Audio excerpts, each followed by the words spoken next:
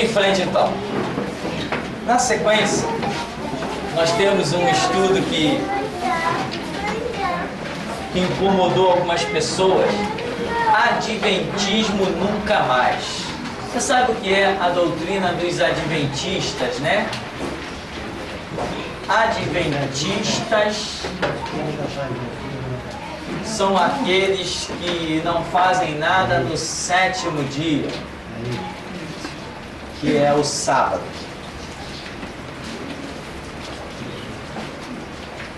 E um adventista disse para mim, se Jesus, quando ele leu o estudo, realizou, olha o que ele disse, se Jesus realizou essas obras no sábado, então Jesus também é um pecador. E o que é interessante é que ele usa assim, ó, ou seja, ele demonstrou que ele não conhece a Bíblia. Pelas obras que eu citei de Jesus, as passagens bíblicas, aí ele diz, se Jesus realizou essas obras, então também foi no sábado, então Jesus também é um pecador. Isso mostra que adventista, ao contrário do que muito crente pensa, adventista não é cristão, porque considerar Jesus um pecador, a própria Bíblia diz que ele em tudo foi como nós, mas sem pecado. Logicamente, sem pecado. Jesus Cristo não pecou em nada, nem quando virou a mesa dos cambistas e desceu o chicote, nem ali ele pecou. Amém? Então, se Jesus fez essas obras no sábado, então Jesus também é um pecador, disse um adventista para mim.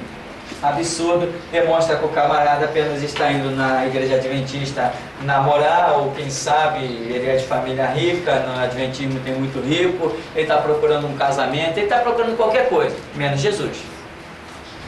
Porque quem procura Jesus, Jesus se apresenta e diz, eis-me aqui, amém? O camarada tem 5 anos na igreja adventista e ainda não sabe quem é Jesus, está chamando Jesus de pecador.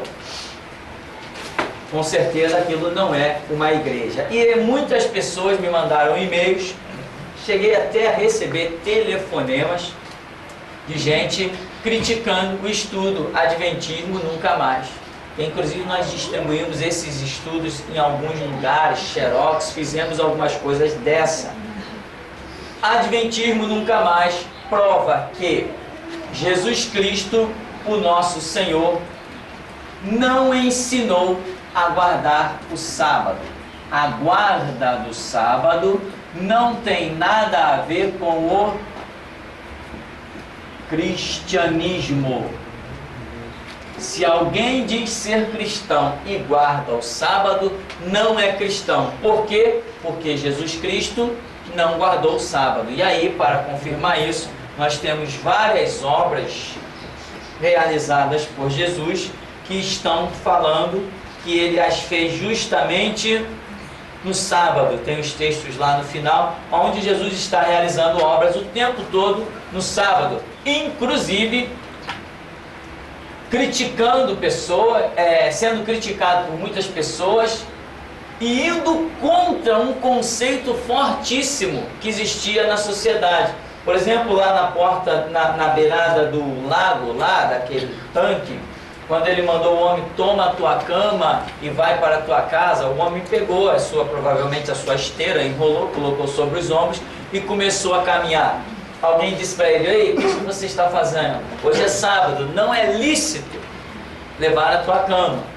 E ele disse, aquele que me curou disse, toma a tua cama e vai para a tua casa. E quem te curou? Aí depois descobriram que Jesus é o que tinha curado e tal. Essas coisas todas de Jesus operar no sábado nos dá a liberdade de não guardar o sábado, porque se nós somos discípulos, um discípulo, diz a Bíblia, tem que ser igual ao seu mestre. Não é isso que Jesus mesmo ensina? Cabe ao discípulo ser igual ao seu mestre. Se ele ensina isso, então eu tenho que guardar o que ele manda guardar, renunciar o que ele manda renunciar, repudiar o que ele manda repudiar. Eu tenho que buscar a igualdade com o meu mestre, para que eu possa ser classificado como discípulo dele. Aqui diz então, só um pedacinho, Infelizmente, tenho que continuar a ser redundante, visto que as pessoas também o serão, quanto à falta de conhecimento, a qual os faz perecer. Como diz Oséias, lamentável como as pessoas se dizem discípulos de Cristo, contudo, insistem em ter atitudes a respeito das quais ele jamais compartilhou. O que está acontecendo com este povo? Será que não leem a Bíblia? A Escritura revela em 1 João que aquele que diz estar com ele também deve andar como ele andou. E hoje as pessoas não estão andando como Jesus andou, e isto é sério. Se elas não estão andando como Jesus andou, elas vão criar heresias como os adventistas, elas vão estar excluídas do tempo da graça, elas vão estar vivendo muitos conceitos, e o que vai acontecer? A igreja vai estar se enfraquecendo. Hoje a igreja deveria ser uma expressão poderosa, capaz de influenciar em qualquer atitude, até dos governos que estão por aí. Quem sabe se a própria igreja não estaria governando o mundo realmente. Mas a queda da igreja, que é exclusivamente por falta de conhecimento, porque a operação de Deus não é sobre a ignorância, Deus só opera sobre as suas próprias regras, Deus tem as suas próprias condutas pautadas por si mesmo. Nós temos que nos enquadrar nas regras, mas se o nosso conhecimento é equivocado, a operação de Deus não existe. Deus trabalhará sempre nos levando ao conhecimento da verdade, mas não vai aceitar as nossas atitudes que não estejam fundamentadas nas suas regras. Isto aqui está fora de cogitação, não tem a mínima chance. Se eu quero ver Deus, eu tenho que ter a regra de Deus na minha vida. Se eu não andar na regra de Deus, não interessa o que eu faça. Ele vai sempre me empurrar para a verdade, sempre tentar me empurrar para o conhecimento, para a sua regra. E enquanto eu não conseguir entender, me enquadrar, não tem operação de Deus.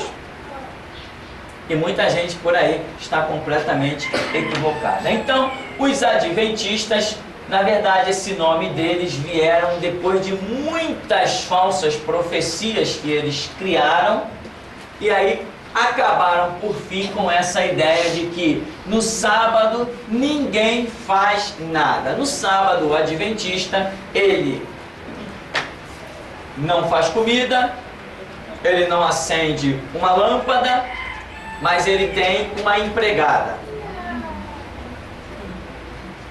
Aí essa empregada faz a comida para ele.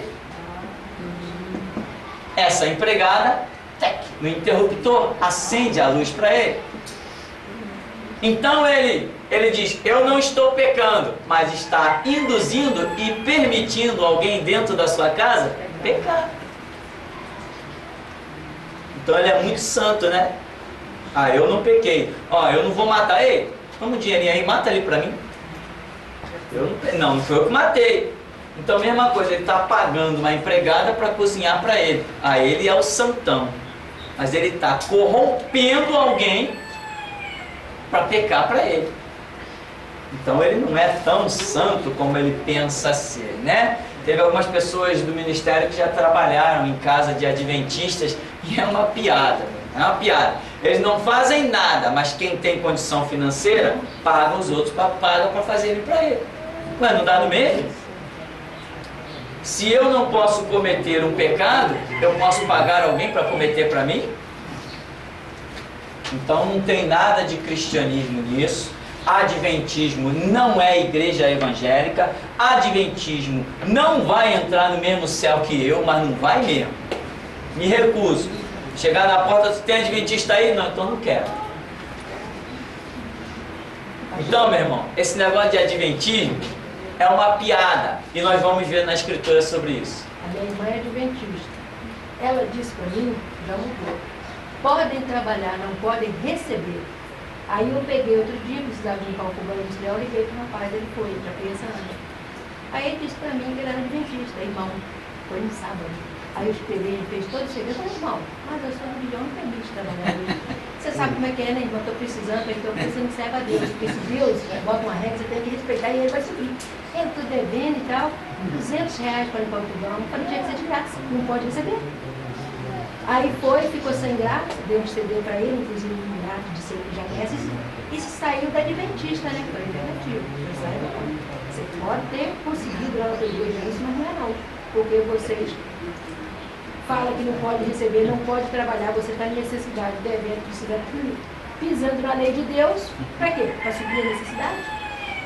E levou, fez o serviço errado, liguei. Você foi lá consertar? Eu? Desonesto, viu?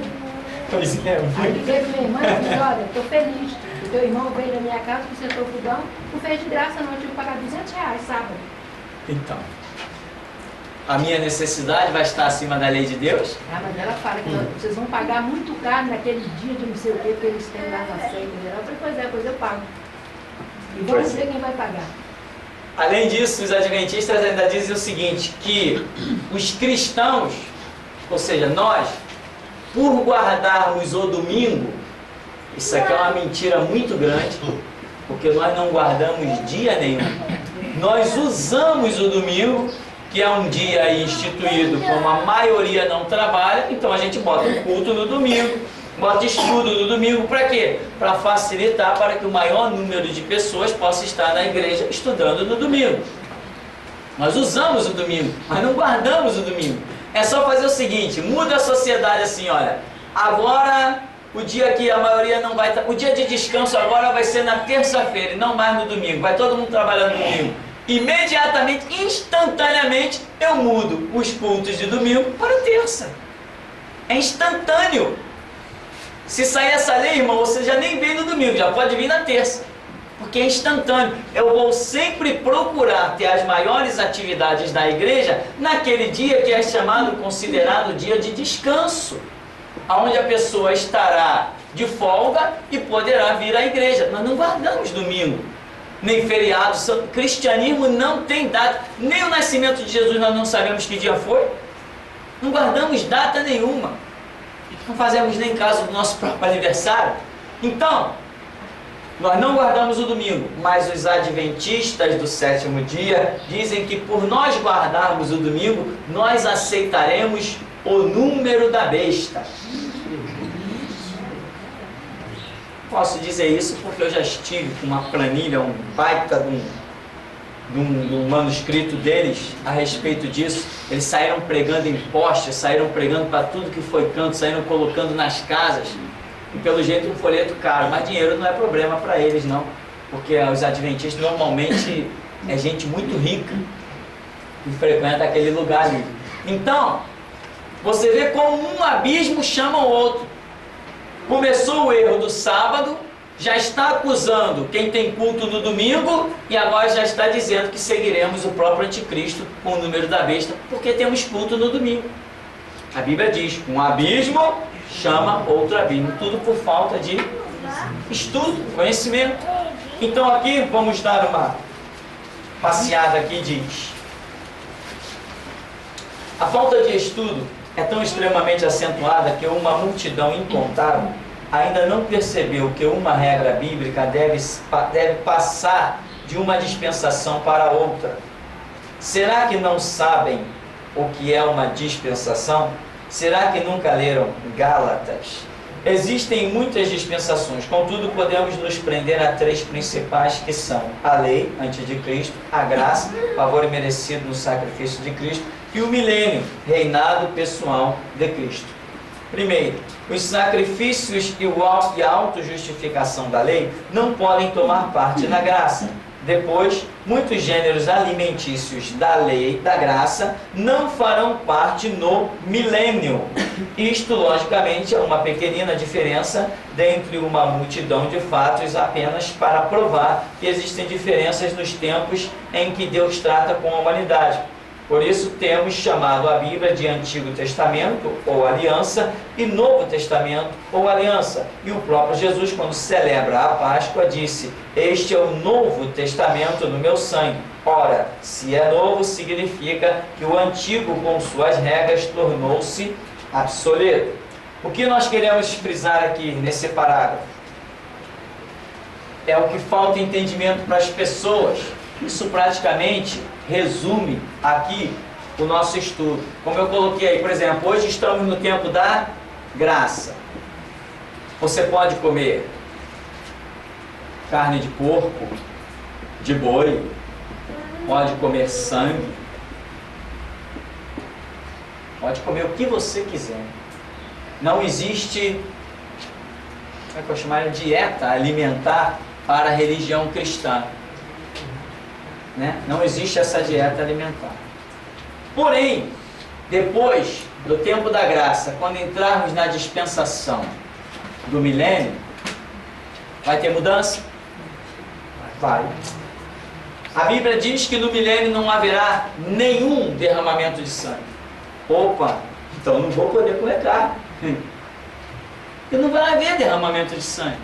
Diz que o boi e o leão pastarão juntos, né? A jumenta pastarão juntos. A cobra não vai picar ninguém. Coisas desse tipo. Então o que nós vemos? Vai haver uma mudança alimentar? Vai. E mas pastor, e as proteínas que existem na carne que hoje nós necessitamos? Não vamos necessitar no milênio. Assim como Moisés esteve 40 dias e 40 noites no monte, sem comer, beber e dormir. Deus suprirá essa parte. Antes de Deus dizer assim, ora, primo com prima não pode casar, irmão com irmã não pode casar. Antes de Deus dizer isso, eles casavam e não nascia nenhum com defeito. Depois que Deus disse que não poderia, complicou. Começou a nascer com defeito. Por que que dentro de uma tribo indígena não nasce com defeitos?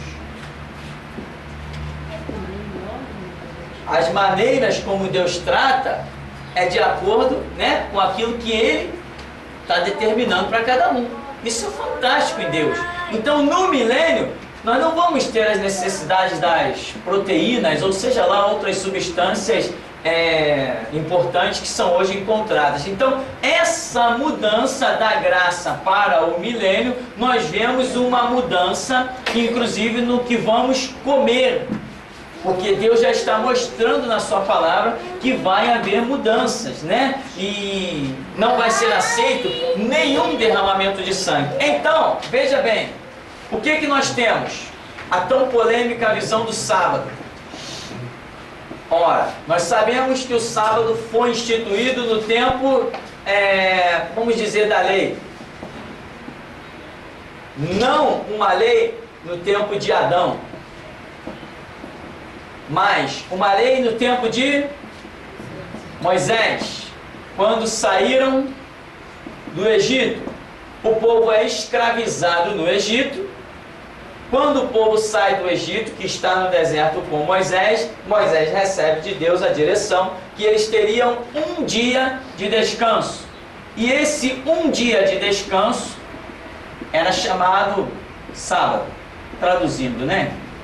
Era o tal sábado, um dia de descanso.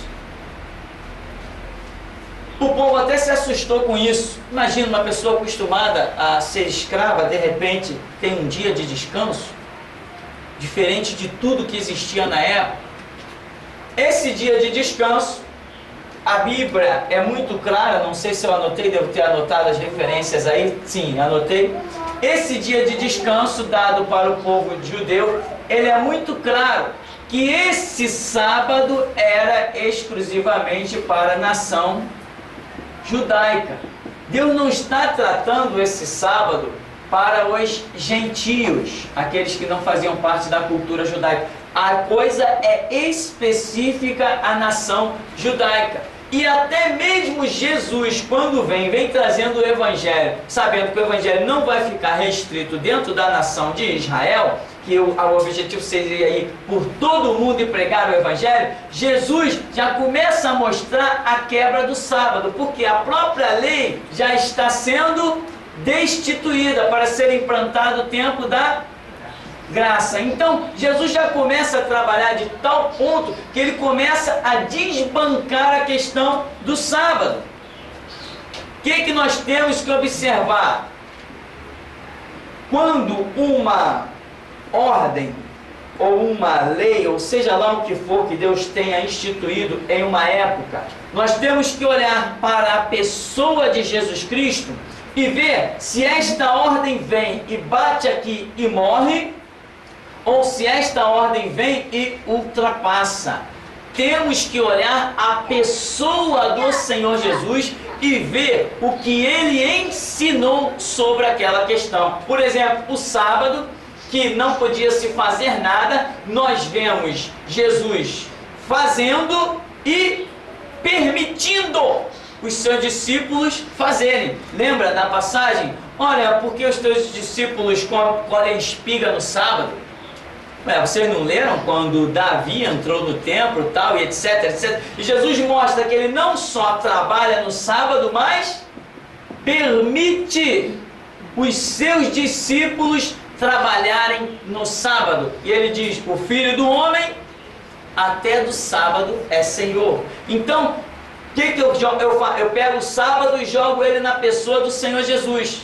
Quando eu examino a Escritura, eu vejo se Jesus bloqueia ou se Jesus dá continuidade. E o que vemos é Jesus permitindo, eu vejo Jesus quebrando aquela tradição do sábado, tanto trabalhando quanto permitindo seus discípulos trabalharem. Ele nunca repreendeu os seus discípulos, ao contrário, ele fez obras abundantes, milagres, multiplicação dos pães e tudo mais, libertação de demônios. Aquela mulher com 18 anos, lembra? Essa filha de Abraão, era sábado também. Então Jesus mostra que é permitido na nova aliança o trabalho no sábado. Muita gente diz assim, não, mas está escrito lá no Antigo Testamento isso, aquilo, aquilo outro. Sim, mas nós não vivemos mais por Antigo Testamento, nós vivemos por Novo Testamento na pessoa do Senhor Jesus. Por exemplo, alguém já me perguntou assim, não, mas e o dízimo? O dízimo é do Antigo Testamento. As igrejas que recebem dízimo hoje estão todas erradas. São de mercenários, são de ladrões, são de hipócritas, são disso, são daquilo. Mas um que não conhece Bíblia. Porque nós vemos o dízimo no Antigo Testamento. Se nós jogarmos ele na cruz de Cristo, nós vamos ver que Jesus olha para uma viúva e a exalta por ter dado do seu próprio sustento. Ao passo que ele poderia simplesmente dizer assim, oh minha velhinha, precisa dar isso não, estou vendo aí que você está dando seu próprio sustento, precisa não, o templo já é rico, tá vendo? Tem ouro no templo, tem prata no templo, os sacerdotes já vivem muito bem, a nação toda está ofertando, você não precisa, não, você precisa também, ela deu e deu sustento, bem-aventurada é ela. Eu tenho que jogar na pessoa de Cristo a situação, ver o que Cristo ensinou sobre aquilo, ver o que ele viveu sobre aquilo, ver o que ele permitiu sobre aquilo, para saber se aquilo vai adiante. Então hoje nós sabemos que o dízimo atinge o Novo Testamento, ele continua como regra para a igreja. E não é só essa passagem, tem, né? Paulo recebia a oferta de tudo que era a igreja. Depois fizeram arrecadações de umas ofertas, de umas igrejas para ajudar outras, e um monte de questão. Então a coisa ficou instituída dessa maneira. Eu jogo na pessoa de Cristo e vejo se ela vai adiante ou se ela morreu ali. Então o sábado, eu já joguei, já vi que ele não sobrevive, ele não subsiste, ele não vai adiante a guarda de sábado. Mas outras coisas, qualquer outra coisa que eu tiver dúvida, se do Antigo Testamento deve passar para o Novo, eu tenho que trazê-la para a cruz de Cristo. Depois de examinar na vida de Cristo aquelas coisas, eu saberei se elas vão adiante ou se elas ficam perdidas no Antigo Testamento, ou se tomam cumprimento na pessoa do Senhor Jesus e não vai adiante. Bem, onde eu parei?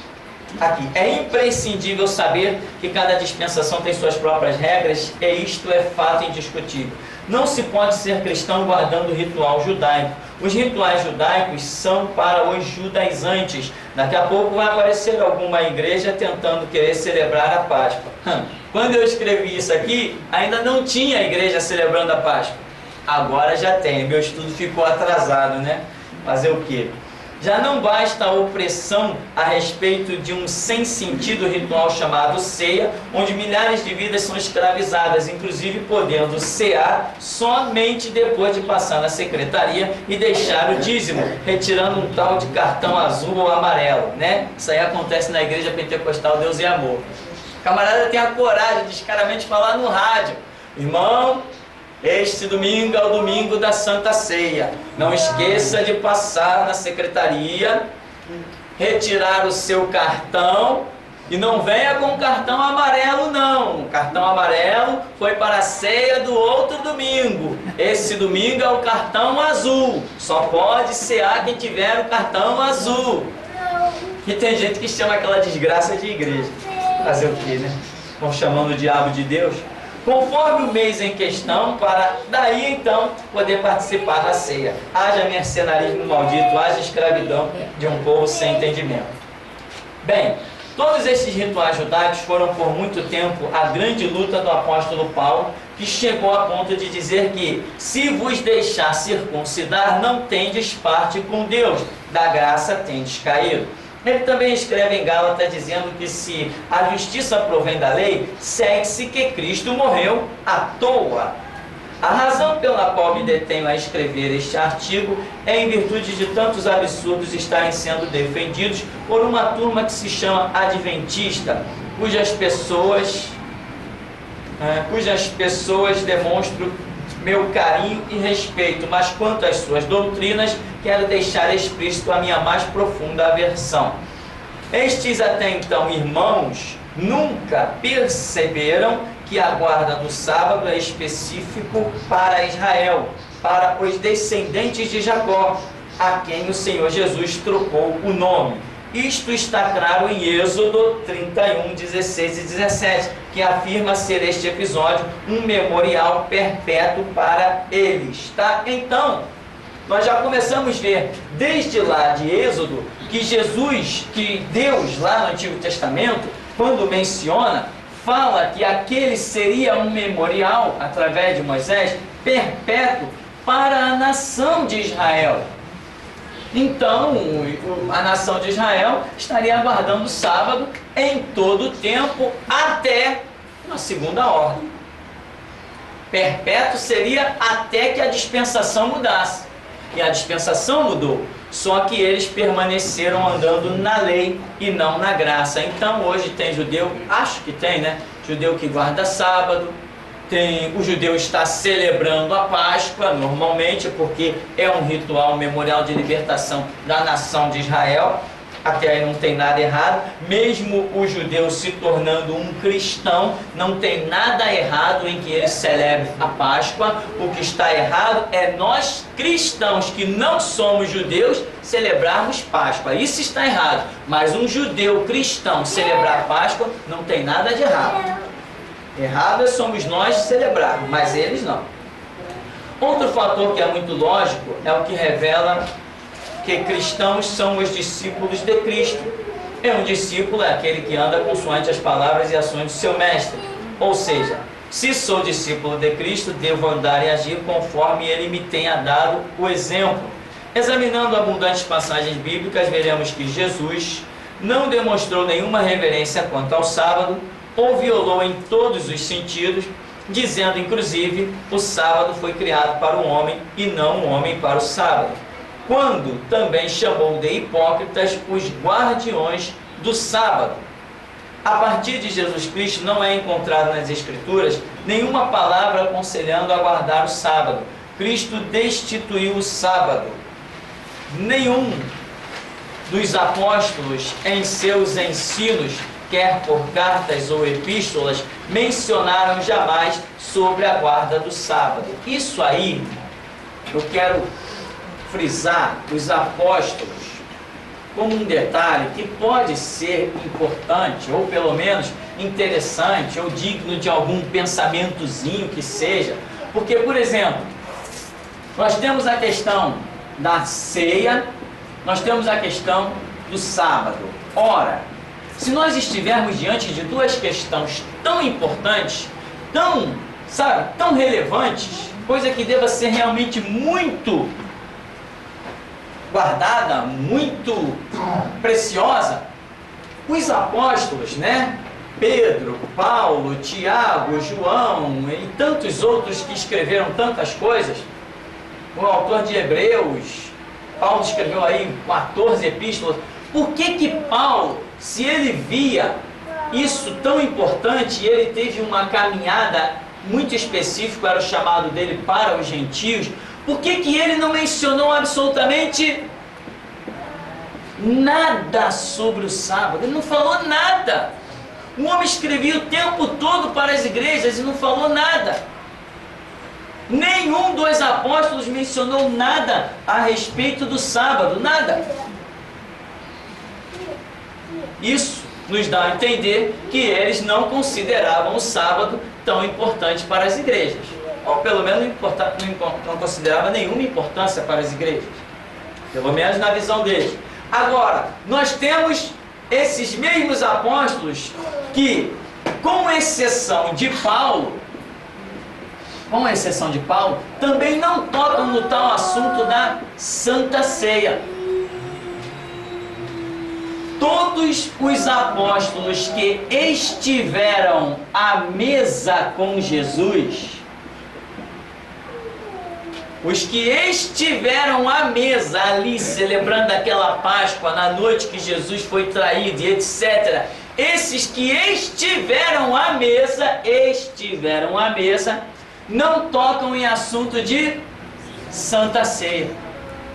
Paulo, que não esteve à mesa, não sentou naquela mesa, se converteu sei lá quantos anos depois. Alguém tem ideia de quantos anos depois Paulo se converteu? Eu ia falar que era 15 anos. 15 anos? Quem dá mais? Não sei quanto tempo depois Paulo se converte. Mas ele não esteve na mesa. E é o único que faz menção da ceia quando institui a igreja lá de Coríntios. Então eu tenho que considerar isso também. Todos os que estiveram na mesa calaram-se, não falaram nada, não escreveram nada, não ensinaram nada. E Paulo, que nunca sentou naquela mesa, veio e diz lá em Coríntios: porque eu recebi do Senhor o que também vos ensinei. É mesmo? Logo ele que não esteve na mesa? Cada um anda segundo a fé, compreensão e entendimento que alcançou. Eu ando no meu. Amém, irmão? Porque não dá para pegar carona na fé e no entendimento de ninguém. Mas a gente vai aí orando, clamando, e acreditamos que até aqui nos tem ajudado o Senhor. Ele só escreveu para essa igreja, para as outras não manda. Sim, outro detalhe importante lembrado aqui pelo irmão, que Paulo, se ele considerava isso tão importante, por que ele só escreveu para Coríntios? E ele tem aí no seu repertório cerca de 14 cartas escritas. Por que ele só escreveu então para essa igreja? E as outras? São detalhes assim a pensar pelo menos um pouquinho mais. Então, o sábado, nenhum dos apóstolos, inclusive Paulo, não toca em assunto de sábado, não se prende à questão de sábado. Ao contrário, como eu mencionei aqui, Gálatas. O livro de Gálatas, você deve observar que é realmente Paulo, o próprio Paulo que escreve, ele faz um racha da lei para a graça. Ele mostra que todo e qualquer ritual da lei não pode ultrapassar a cruz de Cristo e invadir o tempo da graça. O próprio Paulo escreve isso quando ele escreve ali em Gálatas. Gálatas é para mim uma parede que não deixa nenhum ritual de nenhum conceito religioso adentrar ao cristianismo. O cristianismo é ele mesmo, ele tem a sua própria essência, a sua própria autoexistência. Então diz, para finalizarmos o assunto, basta dizer que um discípulo deve andar conforme seu mestre, sendo assim, bastará a simples leitura dos versos que se seguem para qualquer indivíduo que não queira abrir mão da loucura da guarda do sábado, estar em rebeldia diante da palavra. Nós cristãos não temos dias especiais. Todos os nossos dias devem ser para louvor e glória do nome do Senhor. Aí você vê o texto de Mateus, Lucas, João, Eu digo, contra fatos não há argumento. E essas muitas passagens bíblicas mostram justamente Jesus Cristo, como sempre, trabalhando, curando, libertando, permitindo seus discípulos tudo a trabalharem no sábado e realizarem as suas obras. E em nenhum momento vemos repreensão de Jesus a respeito do sábado. Amém? Portanto, nós cristãos não guardamos dia nenhum, muito menos o sábado. Pastor, é verdade que os adventistas foram um grupo expulso da Batista e da Assembleia de Deus? Sim. Sim. Semelhante aos testemunhas de Jeová, que tiveram aquela história, expulso daqui, expulso de lá, expulso não sei mais aonde, até se formar na torre de vigia, os adventistas também. Foi um camarada que foi expulso de um monte de lugar por causa das suas ideologias loucas, das suas teologias singulares, particulares. Ele foi expulso de uma, foi expulso de outra, foi expulso de outra. Aonde ele chegava, ele tentava implantar a ideia dele e ninguém aceitava. Até que ele resolveu fundar a igreja adventista lá, que no começo não era bem adventista, era outras coisas, mas gerou isso aí, por causa das ideias loucas de sábado. Imagina, Jesus Cristo morre na cruz para mim guardar um dia da semana. Tem que ser uma mente muito pequenininha. Quando eu conversar com o adventista, ele se baseia no que Deus falou como lei, né, para guardar o sábado. E quando Jesus falou que ele não veio para destruir a lei, né, sim para cumprir, entendeu? Sim. Essa é a justificativa. Mas é uma justificativa falsa, porque justamente se Jesus não veio destruir a lei, mas cumprir, ele cumpriu. Então as exigências da lei estão cumpridas. A lei não tem direito a me exigir mais nada. Eu não ando segundo a lei. Eu fui liberto da própria maldição da lei. É isso que diz a Bíblia, pelo sangue de Jesus Cristo. Então, pela lei, não existe exigência na minha vida. Eu ando na graça. Meu Senhor Jesus cumpriu o que a lei exigia de mim para que eu ande na graça que Ele me concede. Foi o estudo que nós tivemos anteriormente, o tempo da graça. A lei não me exige mais nada, ela não tem direito. Eu não ando segundo a lei. A lei para a minha vida está completamente abolida. Por quê? Porque o sangue de Jesus Cristo me purifica de todo pecado. Ele é o sacrifício, Cordeiro de Deus, que tira o pecado do mundo. Então, encerramos aí. Apenas para a conclusão final, diz, né? Não temos dias especiais. Todos os nossos dias devem ser para louvor e glória do nome do Senhor. Já pensou, a pessoa bate na sua porta desesperada, num sábado? Por favor, eu estou querendo me matar, eu estou desesperado, eu não sei o que faço da vida. Dá para fazer uma oração por mim? Não, hoje é sábado. Por favor, volte outro dia. Volta amanhã, né? Volta amanhã. Sábado não, eu não oro sábado. Não expulso o demônio no sábado, não curo enfermo no sábado. Né? Não dá certo. Então, cristianismo não tem ritual, nem de dias, nem de dieta alimentar e nem de roupa. Não esquece, tá, irmão? Nem de roupa, nem de cabelo, nem de barba, nem de bigode. Essas coisas não fazem parte do cristianismo. Amém? Tem um negócio desse também, lei cerimonial e lei... É desse também? Lei cerimonial e lei... Como é que eu esqueci? Duas coisas que falar. Lei cerimonial... Qual é essa lei cerimonial que eles falam? A lei cerimonial seria aquilo que faria parte dos rituais em si. O que é uma lei cerimonial? É aquilo que faz parte do culto em si, né? A cerimônia, aquele momento de culto a Deus. Como você se conduz com essa lei cerimonial? Tipo assim, vamos usar o exemplo, uma cerimônia de casamento.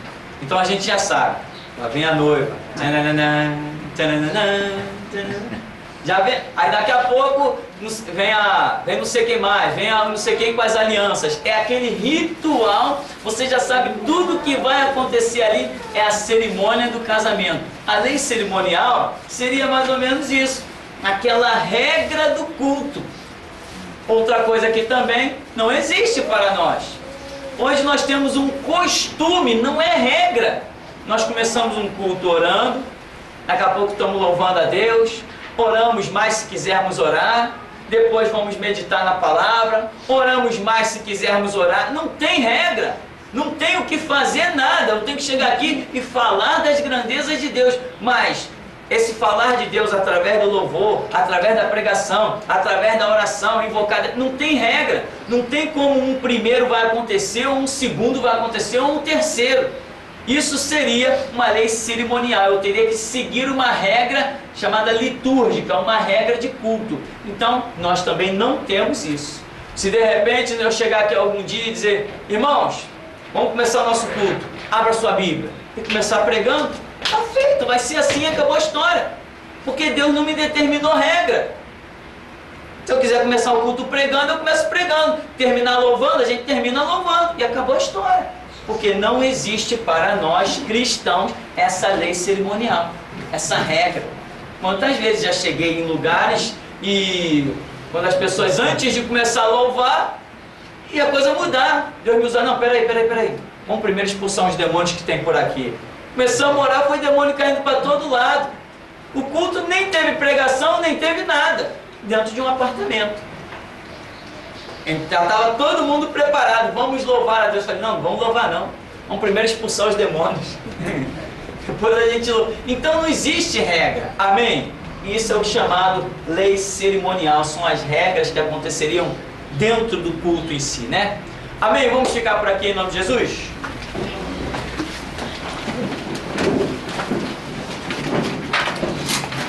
Senhor amado, Deus vivo e poderoso, nós te damos graças, ó Deus, porque o Senhor nos separou para esse dia em que, ó Deus, o nosso assunto, a nossa vontade é aprender de Ti, ó Deus, para glorificar-te, porque Tu somente és glorificado, ó Deus, pela verdade, pela justiça, pela integridade. Nós te pedimos forças, Deus, nesta manhã, para andarmos na Tua verdade, não na nossa, nos Teus conceitos, não no que os outros nos querem impor, ó Deus, nos Teus mandamentos e regras, para que verdadeiramente possamos ver o Senhor nas nossas vidas, possamos sentir o Senhor a cada passo, a cada momento, sentir as forças renovadas pela nossa fé no Teu sacrifício em nosso favor. Por isso, ó Deus, nos dá graça para andarmos em graça, ó Deus, e nos dá sabedoria para não criarmos heresias, mas nos submetermos às Tuas regras. Assim nos abençoe e nos despede nesta manhã, em nome de Jesus. Amém. Amém.